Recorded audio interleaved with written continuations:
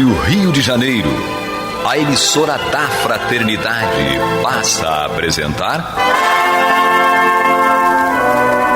Luz na Penumbra, programa que leva ao seu coração a mensagem da doutrina espírita.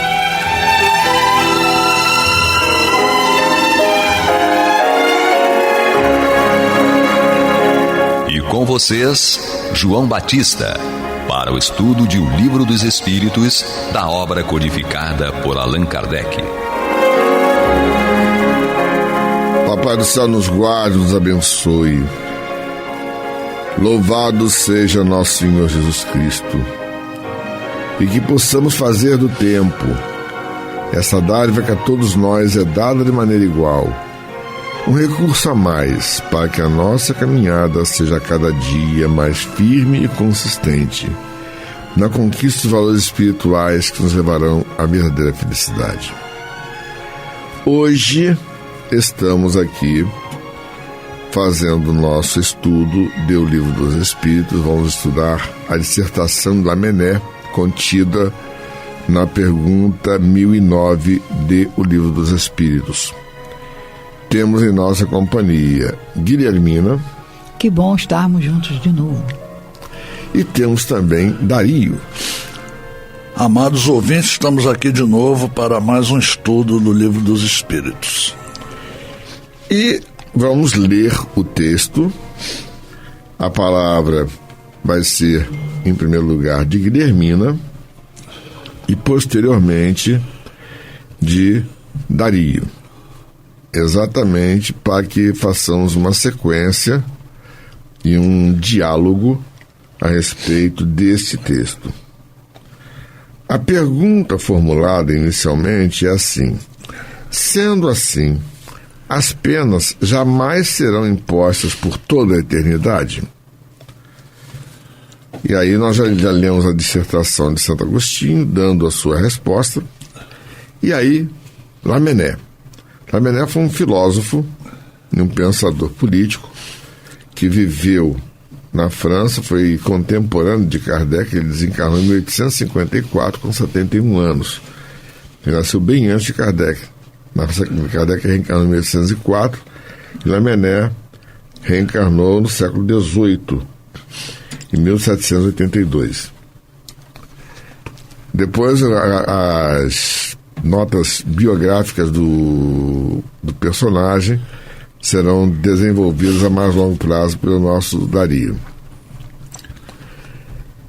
Ele nos diz aqui: empenhai-vos por todos os meios ao vosso alcance em combater, em aniquilar a ideia da eternidade das penas, ideia blasfematória da justiça e da bondade de Deus, fonte mais fecunda da incredulidade, do materialismo e da indiferença que invadiram as massas humanas, desde que suas inteligências começaram a desenvolver-se.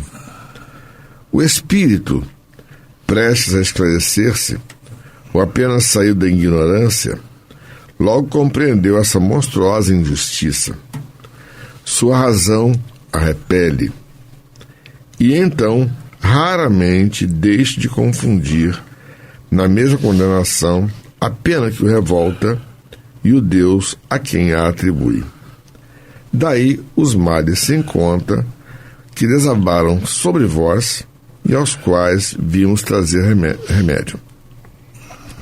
A tarefa que vos apontamos será fácil, considerando-se que até mesmo as autoridades em que se apoiam os defensores de tal crença evitaram pronunciar-se formalmente a respeito.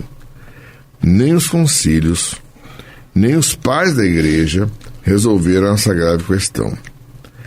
Se, de acordo com os próprios evangelistas, e tomando-se ao pé da letra as palavras emblemáticas do Cristo, ele ameaçou os culpados com um fogo que não se extingue, com um fogo eterno, não há absolutamente nada em suas palavras capaz de provar que ele os tenha condenado eternamente.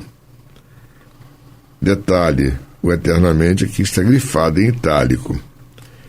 E o comentário final de Kardec, que fecha a dissertação Lamennais. Pobres ovelhas desgarradas, aprendei a ver aproximar-se de vós o bom pastor, que longe de vos querer banir para sempre sua presença, vem pessoalmente ao vosso encontro, para vos reconduzir ao aprisco. Filhos pródigos, deixai o vosso exílio voluntário, voltai para a morada paterna. O Pai vos estende os braços, está sempre pronto para festejar o vosso regresso ao seio da família. E fecha com o nome do comentarista, que é Lamennais. Guilhermina. Vamos começar pelo princípio. Que é o básico. Lógico. Respondendo a pergunta.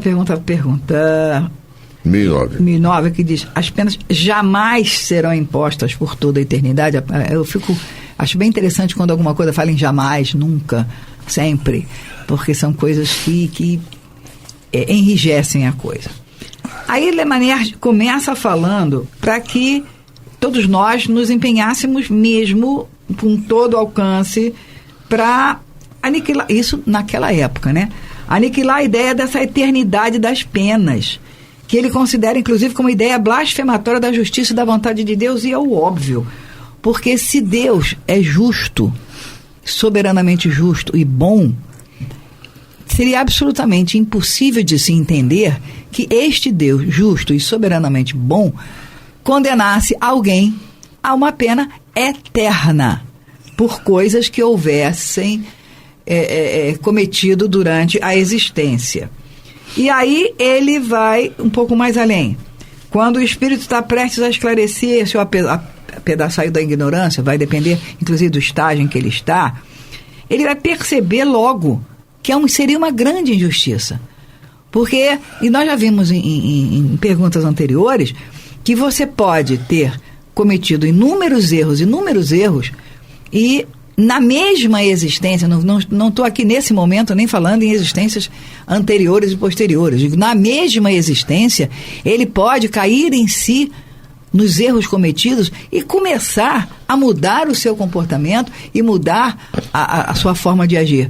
E aí, mesmo assim, ele estaria condenado ao fogo eterno, ele estaria condenado irremediavelmente. Então, para que adianta a criatura se organizar e tentar mudar? Se, de uma maneira ou de outra, ele estaria condenado ao fogo eterno. Aí, ele coloca assim: se de acordo com... aí vem outro raciocínio muito interessante, que os grandes... as autoridades religiosas da época, ninguém se pronunciou objetivamente, diretamente, publicamente a favor ou contra isso. Nem os concílios, nem os pais da igreja resolveram essa grave questão. Fala-se no fogo eterno. E aí a gente raciocina. Ele ameaçou os culpados, Cristo ameaçou os culpados com um fogo que não se extingue, com um fogo eterno. Mas ele não diz obrigatoriamente que as pessoas fiquem condenadas eternamente a esse fogo. O fogo eterno, dentro da imagem metafórica, que seriam as expiações posteriores a partir dos compromissos adquiridos através das vidas e das existências, é como se o fogo existe. Depende de você querer cair nele ou não. Vai depender do teu comportamento, vai depender da tua forma de agir, vai depender da tua maneira de se arrepender e tomar consciência dos seus males. Então, o fogo existe. Agora, uma coisa é o fogo existe, outra coisa é você estar irremediavelmente condenado a ele. E aí, a palavra final de Kardec, que aí dá o aconchego. Pobres ovelhas desgarradas, aprender, a gente tem que ver o quanto Deus está junto conosco, a partir do quanto Jesus nos ensinou em termos de consolo, em termos de orientação, em termos de comportamento, e cada vez mais a gente aprende, e deveria estar com isso cada vez mais próximo dentro da gente, que depende apenas de nós, do nosso comportamento, da nossa autocrítica, da nossa observação dos nossos próprios erros. Aí eu faço um comentário bem objetivo, parar de olhar o erro do outro e passar a olhar o nosso. O tempo que a gente perde olhando e criticando o erro alheio, a gente está perdendo um tempo precioso de fazer a crítica a nosso comportamento. Como é que está o nosso comportamento? Como é que está a nossa forma de viver perante nós, perante ao público, perante a comunidade, perante a sociedade e perante a Deus? Se nós fizermos isso cada vez com mais honestidade interna, mais sinceridade interna, largar o ranço, largar o rancor, largar a vida do outro, e cada vez mais fica claro que a vida do outro só diz respeito ao outro e não a nós, aí a gente passa a ter mais tempo para pensar nos nossos erros. Só um comentarinho. Nem Deus mexe com o nosso livre-arbítrio. Sim, o nosso livre-arbítrio é o que move. Não depende de Deus, depende de nós. Ele já nos deu a ferramenta. Depende de nós. É mais ou menos isso. Então, vamos para a nossa vinheta e depois Dario descerá seu comentário. Você está ouvindo pela Rádio Rio de Janeiro o programa Luz na Penumbra, com estudo de O Livro dos Espíritos, na apresentação de João Batista. Agora teremos o comentário de Dario, e ele preparou um trabalho bastante interessante a respeito dos comentários de Lamennais e da figura humana de Lamennais também. Isso aqui, eu fiz uma pesquisa aqui, muito pouca gente no Espiritismo sabe quem foi Lamennais, né? O pessoal ouve muito falar em Platão, Apóstolo Paulo, Santo Agostinho, mas Lamennais é menos conhecido. Lamennais, o nome dele era, quando ele era encarnado, o nome dele era Félicité Robert de Lamennais, né? Ele era filósofo, escritor, político, né? Também era um sacerdote teólogo, olha só, igual a Santo Agostinho, tá? E ambos, eu pesquisei a biografia dos dois, ambos eram contumazes críticos da Igreja Católica. Não no início do sacerdócio, mas posteriormente, quando foram, vamos dizer, evoluindo espiritualmente, eles passaram a questionar muitos dogmas da Igreja Católica na época, né? Inclusive o dogma do inferno, purgatório, né? Eu não vou falar aqui de Santo Agostinho, porque já foi tema da aula passada, né? Da conversa passada, eu não vou dizer aula. E é muito interessante. Temos outro espírito também que deu comunicação no Livro dos Espíritos, chamado Lacordaire. O Lacordaire também era amigo de Lamennais, que eles foram cofundadores do jornal L'Avenir, quer dizer, O Futuro, né? Uma tradução mais aproximada, né? Onde eles defendiam princípios democráticos da separação do Estado da Igreja e da Igreja, né? Ou seja, é um tema até muito atual entre nós, né? Devido aos fatos presentes, né? Então, o Lamennais no início ele era um cara bem religioso. Ele concebeu no início, né, reviver o catolicismo romano. Ele chegou a esboçar um programa de reforma sob o título de Reflexão do Estado da Igreja, em 1808, né?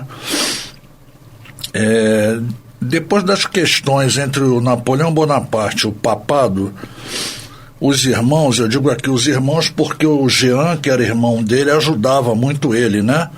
Eles produziram uma defesa do ultramontanismo, né? Que era uma doutrina e política dos católicos franceses que buscavam inspiração na Cúria Romana, defendendo a autoridade absoluta do Papa em matéria de fé e disciplina. Veja aí que no início, né, da produção literária dele, ele era bem a favor do catolicismo e dos dogmas, né? Então essa obra que ele escreveu já valeu um conflito com Napoleão Bonaparte. E ele teve então até que fugir para a Inglaterra em 1815 devido a isso. Um ano depois ele voltou, né? Ele já era um escritor fluente, filósofo, político, já bem liberal, né, com o catolicismo romano, né? Seria como hoje uma teologia da libertação. E após a Revolução Francesa, né? Porque na Revolução Francesa a história da França era uma e depois mudou radicalmente. Não, ele fez um ensaio chamado Ensaios sobre a diferença em matéria de religião, considerado em suas relações com a ordem política e civil. Veja bem o tipo de ensaio que ele fez sendo sacerdote. Isso lhe valeu uma fama muito grande, né? Uma fama boa entre uns e uma fama que causou aborrecimento a certos clérigos, né? Até com a nobreza da época, que era o rei Luís Felipe da França. Então, o Papa Gregório XVI, ele desautorizou essas opiniões do Lamennais numa encíclica que ele fez lá, que eu não me lembro o nome, né?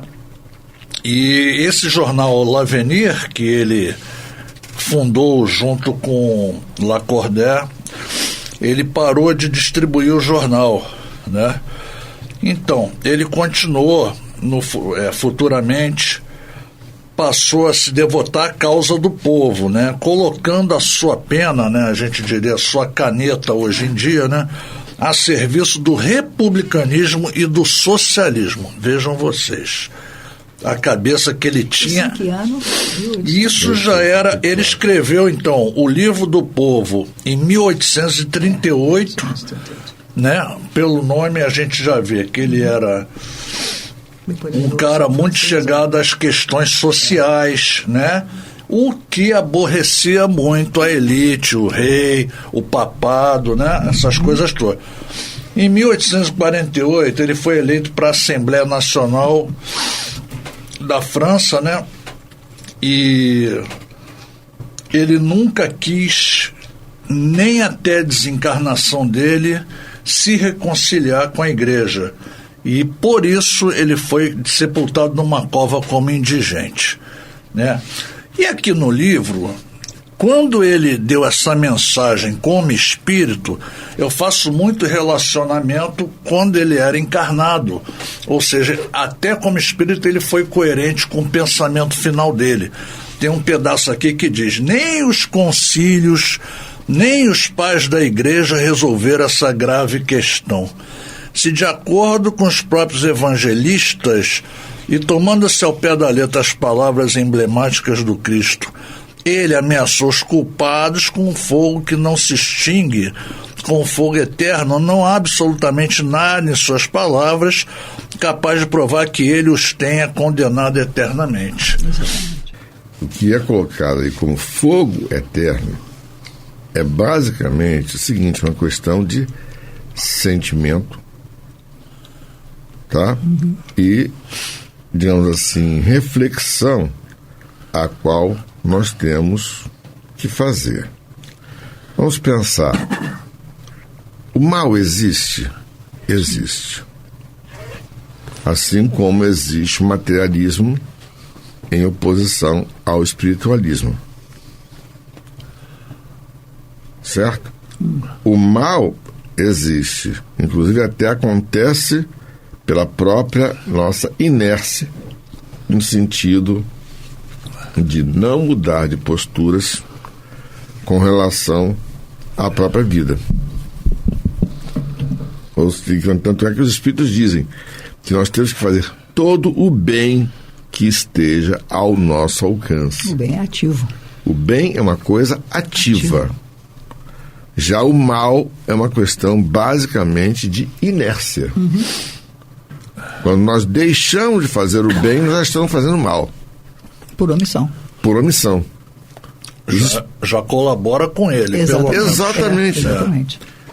Quando nós nos omitimos diante do mal, nós deixamos de fazer o bem e vamos estar colaborando com o mal. Ou seja, o fogo eterno aí é exatamente a tendência inercial do espírito, que logicamente, se ele deixa de fazer o bem, ele vai sofrer os efeitos daquilo que deixou de fazer e vai fazer sofrer a si próprio e até os seus amores. Então, nós não podemos nunca dissociar, quando se fala que o fogo eterno, de que Jesus ameaçou a todos que se encontravam ignorando o próprio erro. Vejamos, Jesus estava falando há 2000 anos atrás para um grupo de pessoas que estava saindo do conceito do Deus do Senhor dos Exércitos para a condição do Deus Pai. Está saindo da condição da fé imposta para o amor ao próximo. Então, do Deus punitivo para o Deus amor. Exatamente. Então, lógico, não tinha como, não haveria como, tá? Jesus falar nos termos em que foram colocados pelos Espíritos. Houve uma tentativa de antecipação desse processo em 1215, quando os albigenses se manifestaram, que foi, digamos assim, a primeira grande heresia católica, que houve uma cruzada contra os albigenses, ou seja, no coração da França, no sudeste da França, em que houve um extermínio assim radical. Isso foi sob a liderança de um clérigo, tá? E é interessante que a história dos albigenses ou cátaros é uma história que muito pouca gente gosta de que se fale, mas ao mesmo tempo não se pode negar que eles anteciparam muita coisa, só que veio no momento errado. Ou será que veio no momento certo, exatamente para dar uma sacudida nas mentes, nos corações das pessoas? Eu não sei. Mas o fato real é o seguinte: houve uma preparação de terreno. Existe um historiador espírita, que eu gosto muito do trabalho dele, acho que chama-se Pinheiro Guimarães, se eu não me engano, e ele publicou uma pequena obra, em que ele analisa exatamente isso, como Kardec veio no momento certo. E é interessante que ele também foi um clérigo que foi executado como herege em 1415, quando foi Jan Hus, em Praga. Ou seja, existe uma história desses que incomodaram exatamente aqueles que utilizavam a religião em benefício próprio. Então, percebe-se nitidamente que Lamennais, quando fala a respeito desse texto aqui, dizendo que Jesus não condenou ninguém eternamente. Sim. O fogo ele existe. Falou, o mal existe. O mal existe, o fogo existe. Nós temos que evitá-lo. Exatamente.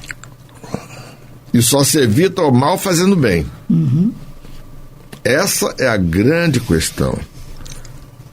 Então, nós temos que entender, como está dito aqui no comentário de Kardec, pobres ovelhas desgarradas.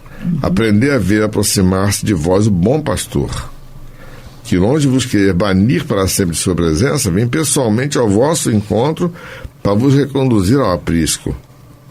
Então, aqui nos chama a atenção para o dever a cumprir, que é nos aproximar do amor ao próximo, e a regra áurea: faça aos outros o que queres que te façam. Essa não muda. Jesus consagrou a ideia do bem como virtude ativa. Ninguém consegue construir nada pelo bem se ficar sem construir algo, sem trabalhar. Então, vamos refletir a respeito. Que o Pai do Céu nos guarde, nos abençoe, hoje, agora e para todo sempre. Que louvado seja nosso Jesus Cristo e que possamos fazer do tempo esta dádiva que a todos nós é dada de maneira igual, um recurso a mais, para que as nossas conquistas espirituais nos levem à verdadeira felicidade. Graças a Deus. Graças a Deus. Você está ouvindo pela Rádio Rio de Janeiro o programa Luz na Penumbra, com o estudo de O Livro dos Espíritos, na apresentação de João Batista.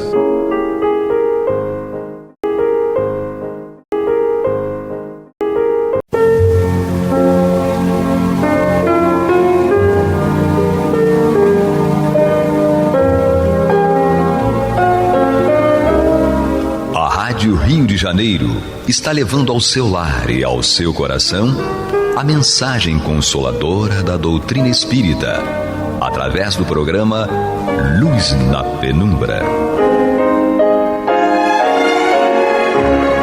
E agora com vocês, Antônio de Pádua Barbosa e Marta Batista.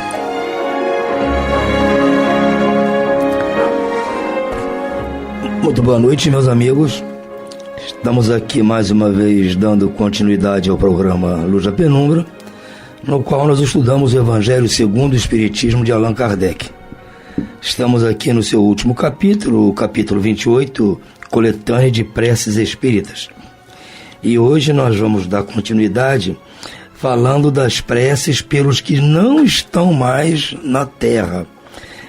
Na verdade, geralmente a gente, assim, se ocupa muito com isso, né? Com aqueles que já foram e que nós ainda sentimos lembrança deles, né? E nós vamos começar estudando, no caso específico, a prece por alguém que acaba de morrer.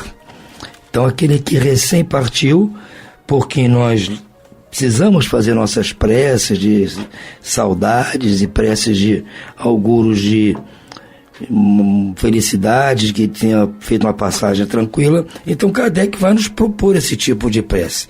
Para esse estudo está, como sempre, aqui conosco Marta Batista e na técnica o Pablo. Marta, boa noite, Marta. Vamos dar início ao nosso comentário. Vamos lá, boa noite, Antônio, boa noite, Pablo, amigos ouvintes. Vamos então iniciar esse quarto item, né, que trata das preces pelos que não estão mais na Terra. E a prece específica de hoje é por alguém que acaba de morrer. Então, essas duas preces que ele vai nos oferecer, a gente vai ver a importância, né, de fazermos essa prece por alguém que acabou de partir, e não só por aqueles que nós amamos, né, aqueles entes queridos mais próximos, mas para qualquer pessoa. Então podemos estender a nossa prece e elaborá-la diariamente pensando em alguém que esteja partindo, aquele espírito que esteja partindo porventura naquele dia. É muito importante. A gente vai ver os itens que ele vai tratando, né, na sua prece. Ele vai dizendo tudo o que é fundamental para aquele que partiu, para ele se reencontrar, né, com a sua consciência e sair daquele estado de perturbação. Então é um gesto, é um ato de caridade que nós fazemos não só por aqueles entes queridos, mas ampliando aqueles que fazem parte da nossa família universal. Então vamos perceber atentamente naquilo que Kardec nos oferece, não só no prefácio, mas na prece também. No prefácio ele nos diz: as preces pelos espíritos que acabam de deixar a Terra não têm por única finalidade dar-lhes um testemunho de simpatia, mas também ajudá-los no seu desligamento, e assim abreviar a perturbação que sempre acompanha a separação, e tornar o seu despertar mais calmo. Quer dizer, então, a primeira coisa que ele nos fala é que precisamos fazer essa prece, esse gesto de caridade, não só por aqueles né, que nós sabemos que são nossos entes queridos e queremos demonstrar a simpatia, e isso nós fazemos sempre desejando, né, a paz e envolvendo esses nossos queridos amigos ou parentes que partiram, nós sempre desejamos que eles sintam as nossas vibrações de simpatia e de carinho, né, de saudades e de entenderem que nós não os esquecemos. E ele diz, Kardec, não é só para isso que nós devemos fazer essa prece. Nós devemos fazê-la também para ajudá-los no seu desligamento. Ora, quando nós vamos ao livro Céu e Inferno, na segunda parte, no capítulo 1, que trata da passagem ou do passamento, né, como certas edições falam, nós vamos perceber ali a importância e uma certa dificuldade considerável no passamento, né? Existem algumas questões a serem tratadas ali que fazem desse passamento um momento de maior dificuldade, um momento não de muita serenidade. Né? Por quê? Porque nós ainda temos um apego muito grande à matéria e às coisas da vida material. Então, nós vamos passar durante esse breve, esperamos, né, que seja breve, esse breve passamento, nós vamos passar por uma perturbação, um estado de perturbação, que Kardec nos explica de forma magistral nesse capítulo, né, no primeiro capítulo da segunda parte do Céu e Inferno. E a gente vai observar que esse apego é que vai determinar a nossa maior ou menor dificuldade nesse passamento e nesse ultrapassar esse estado de perturbação. O que significa o estado de perturbação? É justamente aquele torpor que a gente tem quando a gente acorda abruptamente, né, de um sono que estávamos sonhando. Então, nós estávamos ali naquele processo de sonho e, de repente, alguém nos acorda de uma forma muito rápida, de uma forma abrupta. O que acontece? Logo que a gente abre os olhos, né, pelo aquele chamamento, a gente não sabe direito o que está acontecendo. Né? A gente não sabe onde está, o que está havendo, até você entender que, na verdade, você está no teu quarto, na tua casa, né, ao lado daquelas pessoas que você normalmente convive e que você estava dormindo e sonhando, leva um tempinho. Claro, são segundos, mas segundos estes que, para nós, né, ainda muito espíritos de terceira ordem, apegados ainda à vida material, parece uma eternidade, né? Até a gente se encontrar. Então é isso que acontece. O estado de perturbação é isso. É esse torpor que nos faz não entender o que está acontecendo e não nos reconhecermos como uma identidade, como uma individualidade. Ora, tanto é que Kardec vai logo em seguida, na prece, ele vai nos chamar a atenção para a importância dessa prece no quesito que vai pesar favoravelmente, né, com a nossa prece, o espírito se perceber como uma identidade, como uma individualidade. Então a prece vai auxiliá-lo sobremaneira. E ele diz, porém, nessa como em qualquer outra circunstância, né, porque ele fala de um despertar mais calmo, ele diz, a eficácia da prece está na sinceridade do pensamento. Ora, então, evidentemente que um espírito superior, né, o mais superior dos superiores, como Allan Kardec, que foi escolhido pelo Espírito da Verdade, evidente que ele fala aqui de itens, vários itens fundamentais que o espírito precisa encontrar para se perceber na vida espiritual. Mas nós, muitas vezes, não conseguimos dar conta de tudo isso, porque nós não temos essa evolução, né, intelecto-moral. Não tem problema. O que ele diz aqui, seja o que for que você peça na prece, que seja sincero. Seja um pensamento sincero. Então a prece não precisa ser essa prece maravilhosa. como Kardec sugere, né? Mas que seja uma prece sincera, desejando que aquele espírito possa se perceber e se encontrar de uma forma serena na espiritualidade.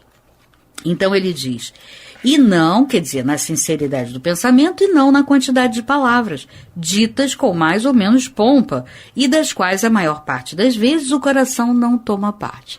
Então nós já vimos isso em outras preces, essa recomendação de Allan Kardec, né? Que a gente priorize sempre a sinceridade e o bom pensamento, o pensamento de carinho, de amor, né? Desejando aquilo para aquele espírito, seja esse espírito quem for, o mesmo que você gostaria, né? Para você, que você tivesse toda aquela tranquilidade, né? E que isso é importante, o pedido com amor, com sinceridade, pensando, né, no melhor para aquela pessoa.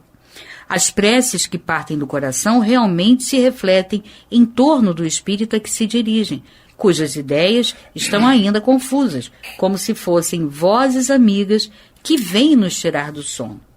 E aí ele sugere que a gente veja o item 10 do capítulo 27. E agora, então, ele nos sugere a prece. O capítulo 27 é o pedir e obtereis. E o item 10 que ele sugere nos fala, é uma sequência da transmissão do pensamento e a ação da prece, né? Nós, então, podemos recorrer lá e perceber que a eficácia da prece está nessa transmissão. E essa transmissão não é mágica, né? Existe um aspecto científico explicando o que acontece na prece. Então, voltando aqui, vamos à prece sugerida por Kardec, a primeira. Deus Todo-Poderoso, estende a tua misericórdia sobre a alma de fulano, que acabaste de chamar da terra. Que as provas que sofreu neste mundo possam ser levadas em consideração, que nossas preces consigam amenizar, abreviar as penas que ele ainda tenha de sofrer como espírito. Então veja o nível, né, de amor, de caridade que nós devemos imprimir na prece para que ela alcance, atinja o seu objetivo, né? E a gente observa que ele fala de questões que são relativas a espíritos de terceira ordem, né, que é a nossa realidade. Então nós necessitamos muito, por isso nós devemos pedir por aqueles que partem, tanto os que nós conhecemos, amigos, parentes, quanto qualquer pessoa, né, qualquer espírito, né, pessoa que acaba de se tornar apenas um espírito desencarnado que acaba de partir. Quer dizer, nós temos provas, tivemos na vida anterior, nessa vida que acabamos de deixar, e essas provas, como toda prova, sempre demandam um esforço muito grande e que a gente perceba, né, o poder de superação das mesmas. Ora, para que isso aconteça, é necessário que a gente faça um esforço muito grande. Então, nós não só devemos pedir por esse espírito para que as provas que ele tenha realizado tenham saído a contento, de forma que Deus aproveite um pouco daquele fruto das suas provações para diminuir nas suas dificuldades futuras. Bons espíritos que viestes recebê-los e principalmente seu anjo guardião, ajudai-o a se despojar da matéria. Dai-lhe a luz e a consciência de si mesmo, a fim de tirá-lo da perturbação que acompanha a passagem da vida corporal para a vida espiritual. Inspirai-lhe o arrependimento das faltas que ele pôde cometer e o desejo de que lhe seja permitido repará-las para apressar o seu adiantamento em direção à vida eterna, bem-aventurada.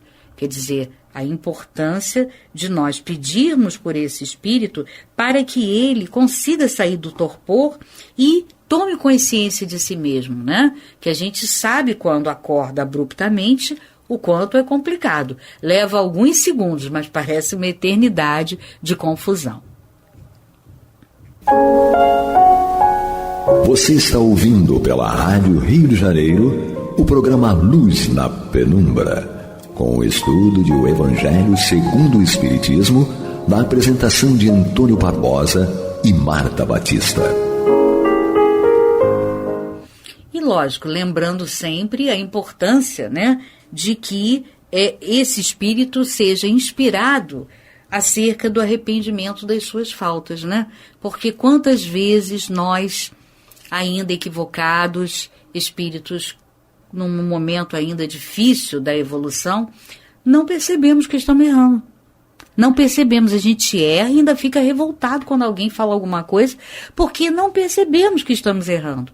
Então nós temos que pedir sim, assim como nós pedimos a Deus que nos inspire para que a gente perceba os erros e nos perdoe, e nos inspire para que a gente não erre mais, nós vamos pedir para que esse espírito tome consciência dos seus erros. Porque só tomando consciência dos seus erros é que ele vai poder reparar as suas faltas, né? Ele vai pedir a Deus que lhe dê esse espaço, essa misericórdia, e aí ele vai reparar. Mas enquanto ele achar que não errava, que não errou, que nada daquilo foi um erro, fica difícil para ele, né?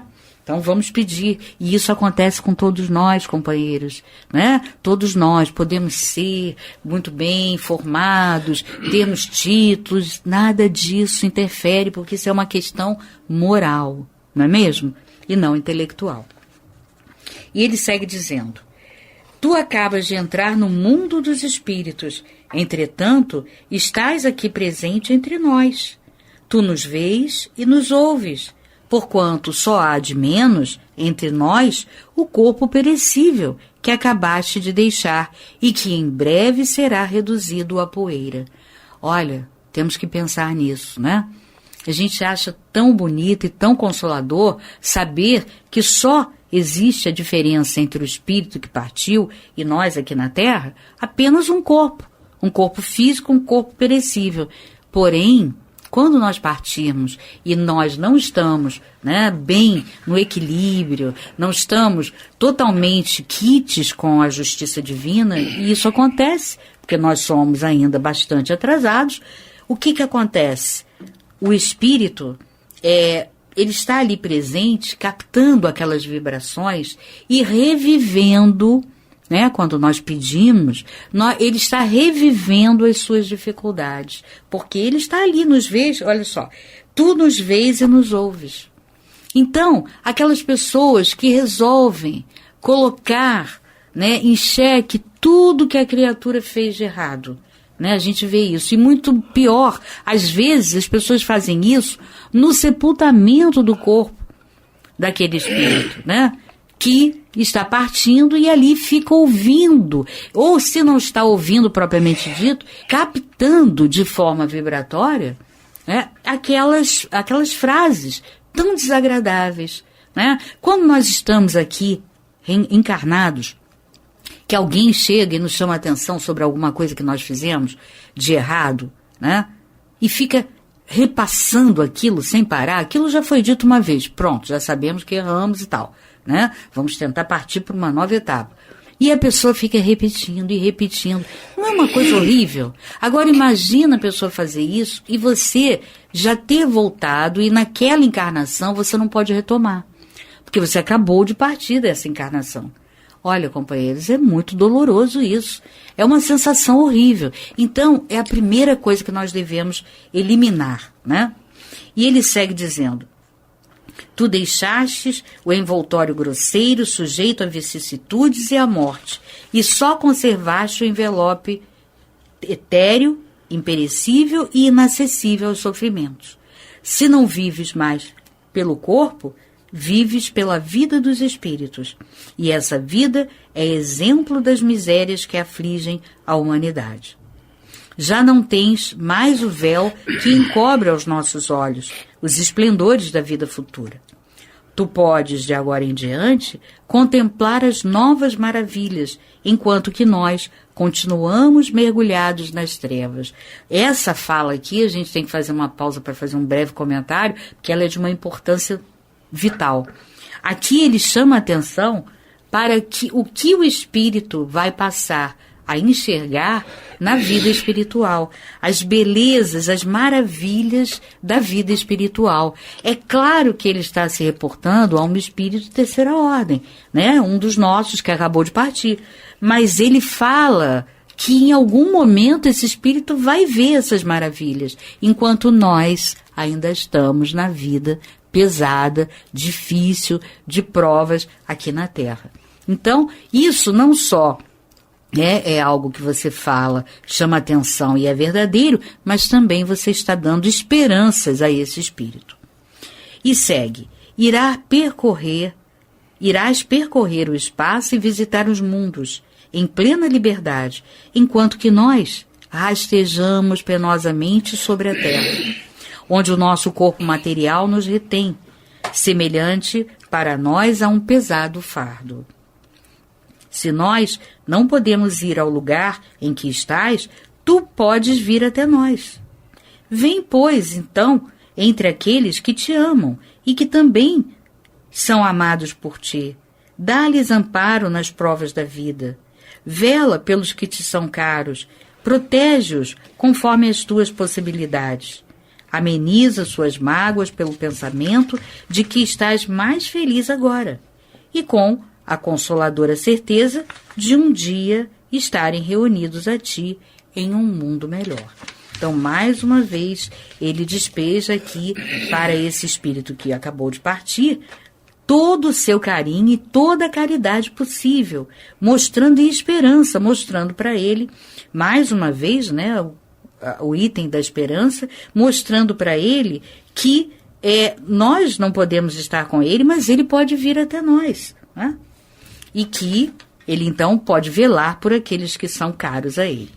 No mundo em que estás, todos os ressentimentos terrestres devem desaparecer, que de agora em diante estejas inacessível a eles para a tua felicidade futura.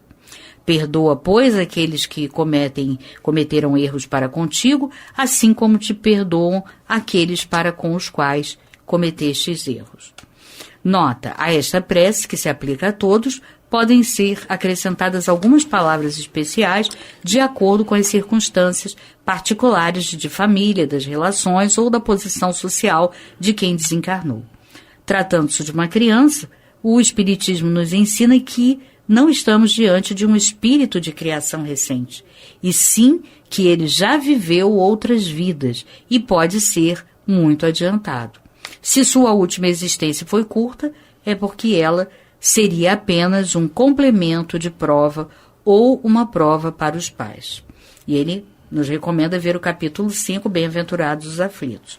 Então chama a atenção aqui de que o Espiritismo mostra que o espírito não é uma criança, mesmo que ele tenha abandonado o corpo ainda criança, né? Então isso vai auxiliar o espírito para que ele se perceba como ele realmente é. Vai ajudá-lo. E a outra prece diz assim: Senhor Todo-Poderoso, que a tua misericórdia se estenda sobre nossos irmãos que acabam de deixar a terra. Que a tua luz brilhe aos seus olhos, faz com que saiam das trevas, abre seus olhos e seus ouvidos. Que os teus bons espíritos os cerquem e lhes façam ouvir palavras de paz e de esperança. Senhor, por mais indigno que sejamos, nos atrevemos a pedir a tua misericórdia, a tua misericordiosa indulgência em favor deste nosso irmão que acaba de ser chamado do exílio terrestre. Permite que o seu retorno seja o do filho pródigo.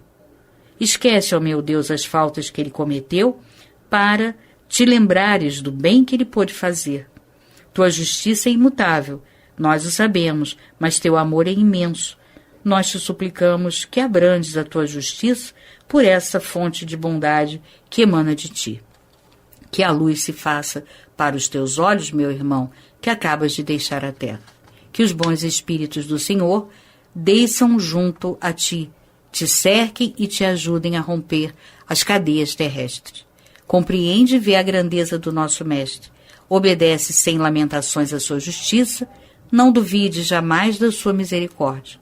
Irmão, que uma análise profunda do teu passado te abra as portas do futuro, fazendo com que compreendas as faltas que deixaste para trás e o trabalho que te resta fazer para repará-las.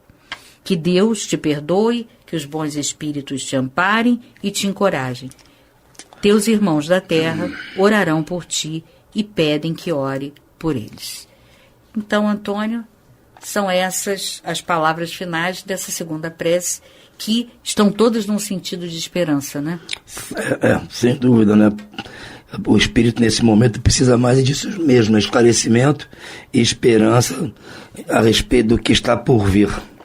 Mas como o nosso tempo já está se esgotando, resta-nos agora desejar a todos muito boa noite e muita paz. Muita paz a todos.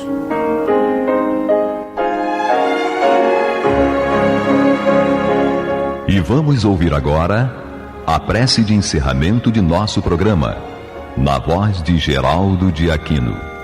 Jesus, dá-nos coragem para a luta, piedade para os insultos e misericórdia para as injustiças e ingratidões. Limpa nossa alma de inveja e ambições mesquinhas, de ódio e de vingança o nosso caminho. E que dentro em pouco, ao recolher-nos de novo ao calor do nosso leito, para que o sono nos dê a paz e o esquecimento das tristezas humanas, possamos sentir, Senhor, no mais íntimo de nosso ser, a doçura indefinível do Teu amor e a grandeza incomparável da Tua divina presença. Que assim seja.